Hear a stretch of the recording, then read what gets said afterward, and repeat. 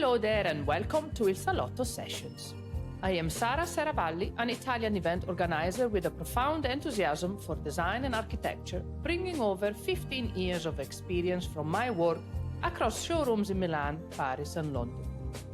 Fueled by a passion for connecting people in the design world, I founded Design Pop-Up in 2014, a specification-focused event that has since traveled throughout the UK and Ireland.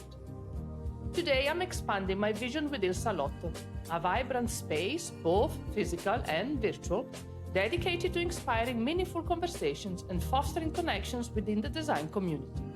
I hope you will enjoy my chats.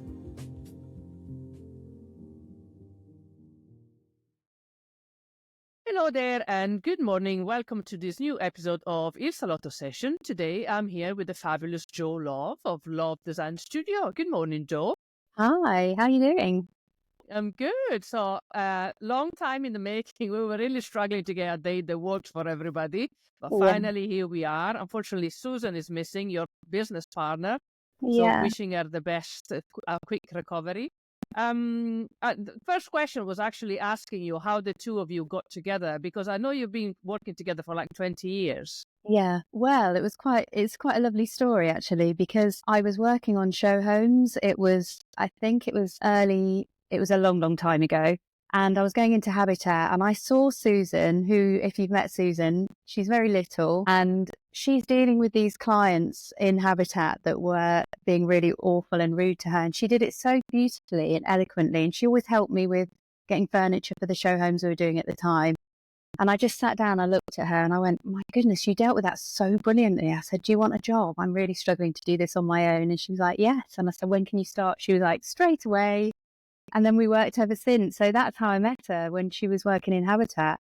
And then she stayed with the company, my first company. She stayed there, that were doing high end. When we sold that company, she stayed there for a little while. And I was like, when you're ready to come back.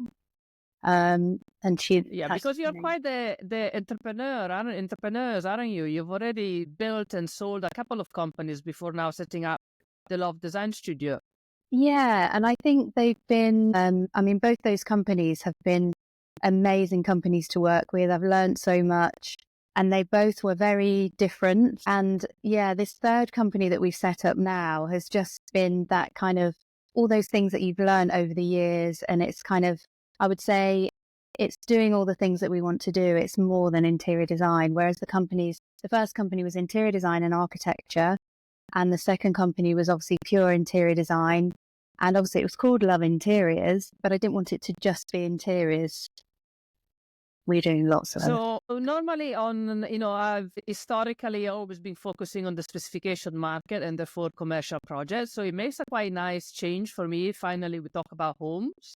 Homes, they play such a big role in our lives. If it's a good home, can actually make us feel much better. You have a bad day, you just go home and relax, put the fire on and chill with the dog. So why did you eventually decide to you went from show homes to just homes?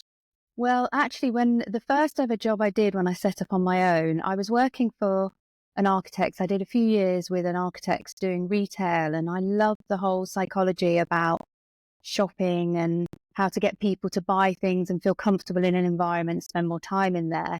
But I realized that actually the root of everything is where people live, and kind of supporting people in their homes is the fundamentals of what we need to do. But I've always had that link with sort of psychology. And I just think it's such a powerful thing, your home, from whatever your home looks like, that there are little things that you can do to make a difference, to kind of support you in your everyday life, really. I remember writing and I've always had this kind of idea about, making design and good homes accessible for everybody. And I think it's more so now that you can buy things to do, there's cheap ways to do things to your home. You don't always have to spend a lot of money on that. But I've always had that obsession with get those roots of what is good for you at home, and then that supports you in whatever you want to do. Then it's like the basis of your life, really. And there's a kind of aspect, my dissertation at university was all about homes and creating homes for sustainable homes, really, at the time, which was a long time ago. I'm quite old, but how you can mix that sustainability and planet. And if you're doing that, it inevitably gives you some kind of alignment and harmony to create your home better, because ultimately that's the most place that, you feel peace is at home, really. Yeah, it could be. Yeah, it could be. What's the word? Your lair, right? Yes. Your place where you can regenerate, where you can find your peace. So you touched very quickly on the psychology side of things, and I know from a previous chat that we had that you've got quite a unique design process that involves much more than just sitting down with your client and say, okay, what do you need? What color scheme do you want? It's more about you talk quite a lot about the energy of a home. Yeah. So that for me is, I think we all do things in our own way, don't we? And I think a lot of designers very much work intuitively. You sort of feel your way through the project and you can kind of gauge how much you do. And I think with the kind of energy side of things, I've always that's kind of been at the forefront of my decision making, but I didn't realize that it may be a bit stronger than the people's forefront of that decision making. I've always felt and had a really strong sense of different spaces. It's always been something that I felt that maybe not everybody understands, that kind of sense of energy, good and bad energy. I think everyone recognizes when you go into places, especially if you're looking for a new home, when you go in a place and you're, oh, I don't like it, or I don't, knowing that sort of feeling thing. I think we all have that ability to do that. And I think mine's just kind of slightly excel when I go into a space, but I use that as an advantage. And I think, okay, rather than it being, this is a negative thing, how do we do to change that? And you can absolutely change energy in a space. Decoration's an easy one to do that. But sometimes it's more fundamental. It's to do with, more of the architecture of the building, the land that it sits on, the sort of geology. And then obviously the whole kind of the way that the sunlight works and, our circadian rhythms can have an effect in a place.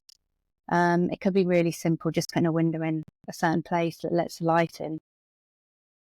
I remember I was for work in Poland a few years back, and the people I was working with, they organized a trip to the Auschwitz concentration camp. And this is a story to say that I'm probably not as sensitive as you are, but I remember walking through this space and the sadness was overwhelming. You're talking about the energy of a place that I was looking around and seeing all these people taking pictures and smiling. I said, how could you possibly smile in a place like this? Wow. It's just, it's so heavy, so sad, so painful. And then similarly, I think also the person that lives in a building is kind of permeates the space with your own energy. I don't know if you have experienced that, but I'm quite a chilled person most of the time. And then I remember a lot of friends when I was living on my own. Obviously, if you share the house with a family, then it's more difficult. Well, it's not difficult, it's different because you've got different energies coming into play. But when I was on my own, in my own little flat, I remember my friends visiting and say, oh, this is so relaxing in here. It's funny, isn't it? Yeah, but you absolutely do that. And I think it's one of those things that I would say I'm exploring it and learning it all the time. And I think that whole kind of unknown element is something we just don't know. I always think there's kind of three elements to when you're designing, and I've been speaking about it more recently for this year because I think, it's easier as the years have gone over for me to talk, as have gone on, for me to talk about some of the things I get into because people are more open. I think since COVID, something happened, and in a way that people were thinking they've had the chance to pause to think about, there's more to this crazy work. And this is all linked with how we kind of, perceive and experience life. And I think you've got your kind of factual, your mindset, which is like your left brain, that logical process. You've got your right brain, which is creative and thinking about the future. And, maybe it's your imagination and your vision, that kind of thing. And then you tie that in with, what your heart wants, that kind of emotion, that really strong emotion. And then there's the other factor, which is slowly trickling into people's awareness, about this kind of spiritual, whatever that is, whether it's, obviously historically it's religion.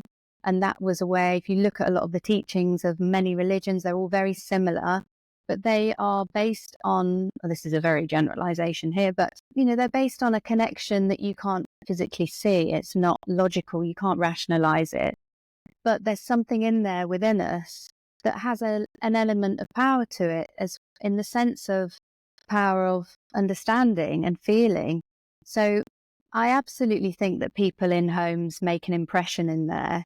And also there's a link, it'll be just a matter of time before we prove this. And I'm hoping that we are going to be working with some universities, because I've been speaking to them about, how we can measure some of this energy, feel, and that kind of thing, especially if people have been sick in a space, because I'm very sensitive to smells that other people can't smell in a space, that kind of energy of when someone's not been very well, and it dissipates after a amount of time, and you can work on that. I think once you're aware of it, you suddenly realize that nearly everybody can feel this. It's just if you want to focus on it. It's like anything, isn't it? What you focus on, get better at. It sort of intensifies it, really. I've just been working on it for a long time because it was there from it's a child. Bit like selective eating, or sometimes you just you don't hear things you don't want to hear. Yeah, it's so true. Yeah, and people, I think for a lot of people, it's quite frightening. Oh, I don't want to go there, and I've had that before. And I know I've lost projects before when I've maybe been a bit too open about what I've been experiencing there, and it's too much. And I get that. You have to gauge that. But my experience of all the work that I do and the research I do, the College of Psychic Studies as well, it's all really lovely. It's just, I don't engage in anything that is linked with anything negative. It's just actually quite addictive because it's so lovely. And it's just a very nice. So how's the psychic element of it going alongside the psychological and then the design process? So the psychic element is something that if the clients are interested in using that, we can access the unconscious level. So I'm saying that I feel like there's a way in to help unlock with clients what's blocking them to try and, create a home that works for them. Because all these things are, if you think about it as kind of a line, but that you're in flow. Like I always think of life as like it's being a stream or a river. And the ideal is that that stream or river is very clear and it runs very smoothly. You might get things that fall in, there's a few animals building things just to stop that flow, and you have to negotiate with them. Or, maybe the water becomes polluted, all these things. You can use that analogy for everything, but it's a really nice way to think about it. And you're aiming for this clear flow. Being conscious about those blocks that come in to stop you doing something is really important, because I think the way that I look at it as well is, if you look at your home as a reflection on your life, it's a really easy way to have those difficult things that you need to face in your home. And if you look at it, the two the same, it's really interesting, because you can do it without actually facing it. You can kind of use your home as an analogy. So I'll give you an example of that. I did work with a lady, and I'm sure she'll be fine about me talking about this. I won't go into detail, but she was struggling. She was actually a designer herself. She's a really kind of established designer. She had a block in her bedroom where she was sleeping of what to do. She just got stuck with it. And you think, kind of what you do. But using the psychic stuff helped us unlock. It just helped us have a conversation in unlocking that first layer, that unconscious layer, to find out why you couldn't decide what colours you were connecting with. And it sounds really sort of trivial. And I always really struggle with this sometimes, that, there's people, you're spending so much time on getting this right. And then there's people really struggling with, trying to have actually a home. But I do feel like we all deserve the opportunity to make the best of the circumstances that we're in. I mean, she's fortunate enough to make her home how she wanted it. And we just unlocked that little bit And it was a really lovely opportunity for me working with her because she was open to it. And she said to me, she says, gosh, I feel a bit like it was a mixture of healing, counselling and interior design all at the same time. So Yeah, 360 degrees package. Yeah, it's a 360. But Right. So basically, if I know what I want to do about a certain bedroom, then I am okay. It means I am, there is no blockages anywhere. Yeah, I think that clear thinking means that you can, continue with that. You might want to challenge that. So obviously, there's the other side of this, that being comfortable and being settled and being happy in, how things are. Is that going to push you? Is that going to get you out your comfort zone and help you move forward to continue that flow? Because we need to be keeping that continual flow in growth, in learning, in, creating. And when I say creating, I talk about creating a lot, but I can apply that to mathematical equations, coming up new ways to solve things, for left brain stuff as well as right brain. Creativity is just new ways of thinking things. So that links with, sorry. And you wrote a book about designing homes, right? It's called The Conscious Home. I have written that book, but I've not released it because it's still ongoing. So The Conscious Home I wrote probably 2006, 2007, and that was all about raising our awareness to link the planet with, the sustainability element and being more in tune with nature. And I think we're kind of there now. We know that is a situation. But I realized that this book is probably something that is so therapeutic for me to be able to, help me keep in flow in what things I'm researching and looking at. So we've now taken it to the next level. The new level of this book is called A Philosophy for Living. And it's really taking those three elements of your mind, body and spirit and how you can intertwine those. Use the home as a tool to be able to, improve your mental, physical and your whole life, basically, and just keep working at that. Nobody's got it right. It's just an ongoing thing. We're all working on it. It's an evolution, isn't it? As long as you don't stop working, then keep trying to get a better person, a happier person, a more content person. And as you say, you really want a home. You don't really want a show house. You want a place where you're so comfortable that it can be regenerate, can help you feel better. It has to support you. And I think the interesting thing is, although I started in designing retail, 25 or 26 years ago, I was doing retail and then I did quite a bit of workplace. I still have done a few of those pieces in between, but I really do love doing anything in the sectors. More recently, I've worked on sort of education. We've worked on all different sectors because I think these philosophies, you can apply them to, and how you design can then be applied to any space that you're interactive with where you've got buildings, especially workplace. We've done a lot of work with our events over well-being in architecture and architecture for well-being. And we had a panel discussion in the Dublin event 2 years ago about wellness. There was one interior designer that specialized in homes, and she was saying how obviously the biophilia element of it plays a big role, but also the use of natural materials, which is also something you do on a regular basis. Yeah, and the thing is, once you're aware of this, it makes it really difficult because, furniture, it's exactly the same as food. And this is why I love that kind of, that link between us as humans and then our home. If you're putting, you want food to be as pure and as close to nature as possible and as good quality without chemicals and everything. And it's the same with furniture. I mean, there's a practical element to this, that a lot of cheap furniture, not all of it, but a lot of cheap furniture will have chemicals that will be released in it. That's why if you're buying cheap furniture, it's probably even better to buy secondhand where all those chemicals have already been released.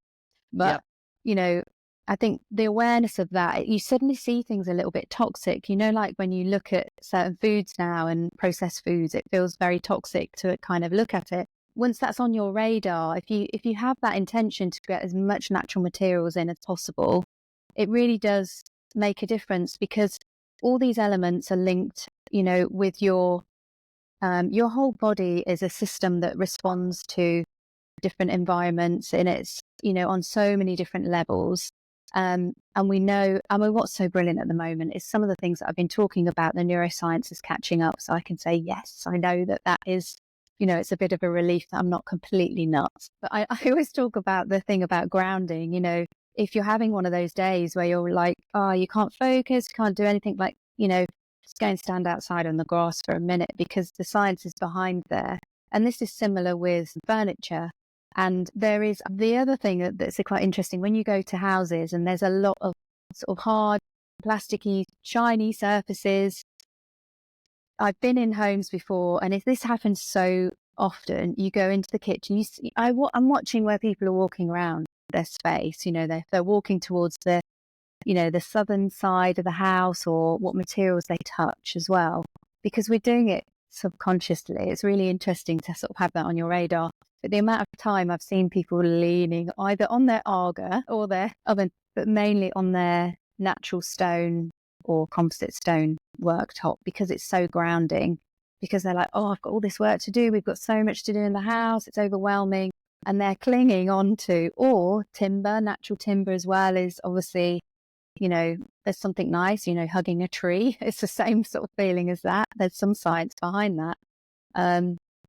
So yeah, it So is what quite about interesting about you materials. mentioned very briefly the orientation of a building. Well, how does that influence our well-being, how the house is set up? So, and this is really important. And I'm surprised actually how, I think a lot of architects get frustrated sometimes when we're given, the challenges of so your circadian rhythm is where you're linked with, where the sun rises and it sets, Yep. in its sort of basic terms. So if you're in a lovely sunny room in the morning, we know that just makes you feel better. It's some of these things, we know these already. It's just kind of putting that on your radar. So orientating a house to sort of capture as much of that sunlight as possible, because, the sunlight is so energizing for us. It's so good for us. And light, if you ask most people when you say that initial question, how do you want what's your ideal home like? They usually say light. Oh, I want it nice and light. And I'm like, what exactly does that mean? You can go into that, but people want to be connected with light. I think living in an underground cave is probably the least appealing. Obviously having a space with lots of windows has got challenges, but just capturing light and but the other thing as well with that kind of other thinking behind that is, experiencing that connection to outside on that other level. Obviously the biophilia is, for me, we must be doing that, having lots of plants, and for the air quality and everything like that is so good. But there's another, that looking after something and keeping it alive. I read all these funny things about people saying that they've measured that your plants can hear you come home, or when you're nearby and stuff. I don't know if that's real. You know what? I'm open to everything. There's nothing off my radar, because I don't think we don't know it all yet at all. We're really just beginning this journey of discovering how we can respond to the elements of the earth and how we actually respond to it, the moon and all those things which were seen as witchy and, all those things that seemed out there. Let's have a look at it and see what's the science behind it. You don't necessarily need the science. If it works for you, it works for you. Totally. So I don't know to what I answer don't your know what's question. happening to me, but I'm going through a phase of animals. I'm creating a bit of a zoo in the house. Having a Oh, 6-year-old, that doesn't help. But all of a sudden, we are thinking about, we got the dog, we got a cat, we got a chicken. So now we're thinking about mini parrots and lovebirds and maybe a pig. And it's like, oh, okay, yeah. maybe it's going too far. Yeah, I'm quite keen on a cow actually, or a mini cow would be quite fun. Well, I think with the animals, and I think animals are so good for us for that listening without, really listening. Because I think something I've learned over the years, I can talk, but I really consciously tried to listen. Somebody said to me once, you've got 2 ears, 1 mouth, listen more. And with animals, you're listening, you're you find their frequency, especially with dogs. Dogs are brilliant at it. I think that's why Yeah. people connect with dogs so quickly. You can get on their frequency straight away. And it's the same with buildings and land. You've got to find where that frequency is to see if there's anything that you can change. But animals are a brilliant way to kind of do that, training with yourself, really. Horses, obviously obsessed by horses, as they're everywhere in everything I do. Horses are amazing because their hearts, the energy and the exhales from their hearts up to like 5 meters, and you connect with them. And when you feel that click in, that's when you know they're not going to kill you. A half-ton animal's not going to kind of kill you. Like, okay, we're tuned in. Okay, I know you're just going to throw me off on the ground in a minute, so I'm going to get off first. But dogs are brilliant. They're brilliant at tuning into us.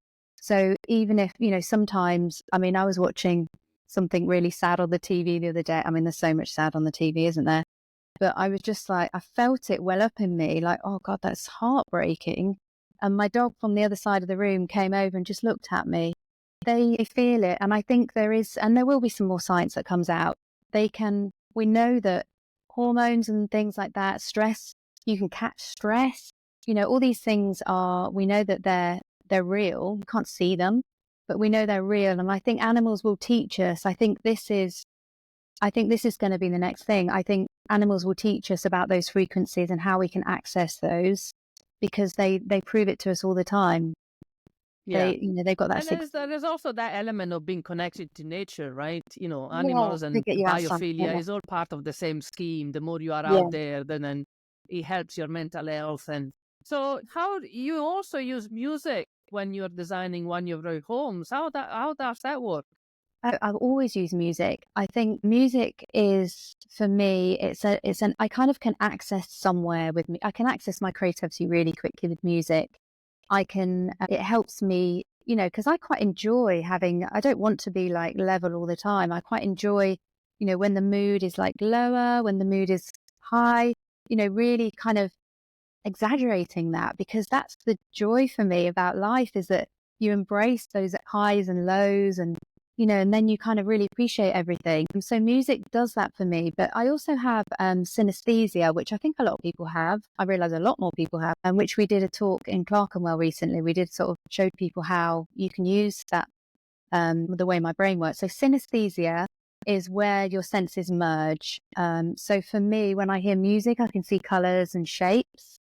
And I can very much, and it's all senses based and experience based. So we've just finished an apartment in Westminster, and we did the whole apartment based on the synesthesia and music. So we chose appropriate music for each of the rooms. So interestingly, in the kitchen, we had one about the sun and the shine, lotus, and it was all really lovely. And it got those morning vibes and healthy food and growth. And then we had different ones. We had sort of travel ones in one of the rooms. And then we had ones about relaxation. They're quite obvious. But when I listened to the music, then I sketched what I was seeing and feeling. And then we painted it on the walls, the ceilings. So it was a 360 experience. I've not heard that, but I quite like that expression. I might use that again. So it was a 360. But, my intention in there was to create some calm, but create some alignment between, as you walked around the spaces, there was some kind of changes in the space. So that this was sleeping, that this was relaxation, enjoyment, this was eating and healthy. And then we had a bit of Bob Marley as we were walking through the plants, and, it was fun. But also these things should be fun, shouldn't they? I use totally, music. and Natalie, it's your home. If it's not fun to create a home, then what would it be? So we did an experiment. I think we did 2 or 3 sessions where we played music. We showed colors. I just showed the colors that I associated with that piece of music. And then I gave everyone cards on what they felt or saw, and I said, write words, because I use words a lot. The words is the first thing I go to when I'm designing. I said, write words, draw something. And some people had nothing. They were like, I just feel nothing. But that's something as well, isn't it? Yeah. It's like you have no connection with that. So we got everyone to hold the cards up. It was fascinating. People were like having quite strong feelings about certain colors. White was completely controversial. People hated it, loved it. It was so bizarre.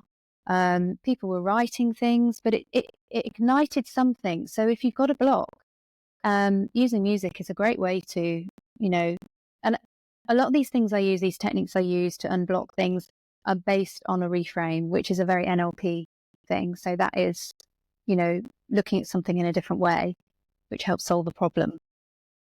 So where do you find the time to do all the psychology or the psychic, all your research, writing a book, having kids? How do you find the time to do everything?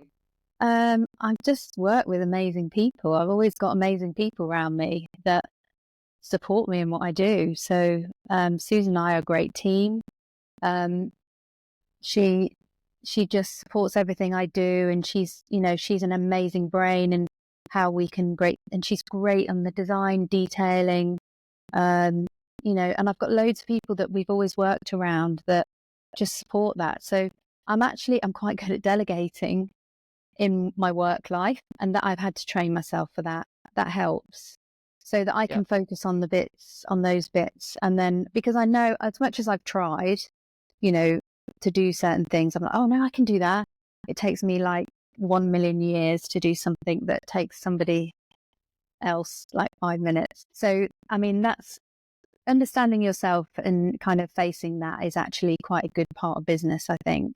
And I think I realized very quickly there's certain things that other people are so much better at, and they do a much better job. And Being efficient with the energy. yeah. Just to wrap this off, you also do, on top of everything else, a lot of work with charities. Do you want to talk to us about that? Oh, well, it feels like I don't know. I kind of have this thing that I'm struggling talking about this because I feel a little bit like I don't want it to be a thing that I do that. But the reason why I do it is that it's the charity. I always spend a little bit of you're talking about allocating time a week.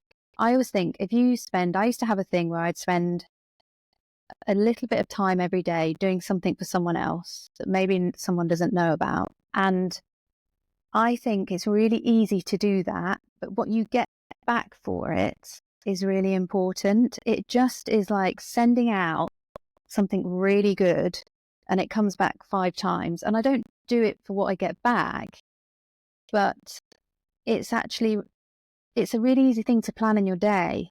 So, I mean, we're working for, so the two charities, the first charity is Getaway Girls, which I just absolutely love this charity because it's got such a great way of reframing, it supports young women to be their best in essence. And we know that if you support women in communities and women in families, that has an effect on the male people in the family, the children, the partners. So it's something I feel really strongly about, and also giving people the opportunity to be the best they can. I think there still is more opportunities for men than women, and I mean we still know the pay rates aren't the same still, but it's interesting. Although it's a women's charity, the amount of men that are involved and help us and support us is amazing. So we're working with Places for People. I think Fortum are helping us with the construction side, and we've got Warburton's. So we've got some really, and everyone's offered us everything for this project we're working on. It's in Leeds. They're building, they've bought a new terrace property. So it's right in the location they need, because I met them through DOI SOS when we did that a couple of years ago with ADP, which was an amazing thing that ADP did. We designed all the complete site and specification. It was absolutely brilliant. I met some amazing people. I learned so much from that project about listening to people on site and talking to people. It was amazing. It was life-changing. But yeah, so we've continued to help with the charity. People want to help. It's just really easy to do. It's really easy to do, and I'd recommend anyone carves that time out every week, whatever that is. Even if it's like just ringing someone, if you're, if someone's okay, or just dropping something round to someone, or we all need that. Sometimes it can be just as easy to be kind, and that's enough. Yeah. So if we don't have time or money or whatever for a full charity work, but sometimes being kind to another person is enough to change that person's day. Absolutely. And I think, the charity stuff we've done, we've always donated our times. Obviously, we set up a new business. We're not like just throwing money at it. And I think that's much more satisfying. But we're just working on the designs in the garden. We're doing a workshop I'm going up to Leeds in a couple of weeks and doing a workshop with the girls, because the young girls are brilliant at ideas. So I'm super excited about that. I've done one before with them and they were just amazing. So I can just donate my time and the experience I've got. So if that helps, then great. That's amazing, Jo. Thank you very much for your time and for being with us today. Thank you so much. And it's just lovely to chat to you further. And I look forward to seeing you at the next event. Thank you very much for listening to Il Salotto Sessions. If you enjoyed the chat, please make sure you share with your friends and follow our podcast on Spotify or Apple Podcasts. For more information on our events, please visit ilsalotto.design and designpopup.com. You can also find us on Instagram _designpopup and Il Salotto Glasgow, as well as LinkedIn. Should you have any feedback, questions or suggestions, please do get in touch at hello@ilsalotto.design. We would love to hear from you. Thank you.